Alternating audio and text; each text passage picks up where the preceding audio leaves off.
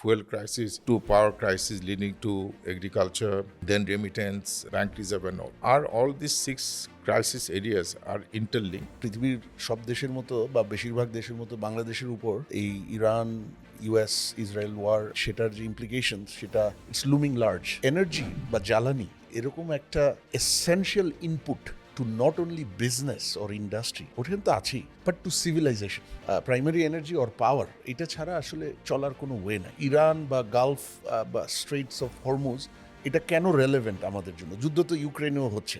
Normally energy আপনাকে পৃথিবীর যে কোনো দেশে 2টা চ্যানেলে শক ট্রান্সমিট করে, একটা হলো ট্রান্সপোর্ট, আরেকটা হলো প্রোডাকশন। কিন্তু বাংলাদেশের ক্ষেত্রে এই ট্রান্সমিশন চ্যানেল আসলে মোর দেন 2। আপনি জানেন যে আমরা 27,000 মেগাওয়াটে বোধহয় আছি এখন টোটাল প্রোডাকশন, যদিও পিক প্রোডাকশন হলো 17,000 বা 18,000। এই 17 বা 18,000 প্রডিউস করতে যে প্রাইমারি এনার্জি লাগে, কয়লা, এইচএফও, ডিজেল, গ্যাস, 63% ইম্পোর্টেড, এবং তার একটা বড় অংশই তো ওই জিসিসি গালফ রিজনের থেকে আসছে, যেটা এখন এফেক্টেড। তাহলে আমার পাওয়ার প্রোডাকশন হ্যাম্পার, এবং পাওয়ার প্রোডাকশন যখন ডিসরাপ্টেড হয়, লোডশেডিং, সেটা কিন্তু শুধু জনজীবনেই এফেক্ট করছে, বাসাতে তা না, ছাত্রদের করছে, ছোট ব্যবসার প্রতিষ্ঠানে করছে, সব জায়গায় করছে।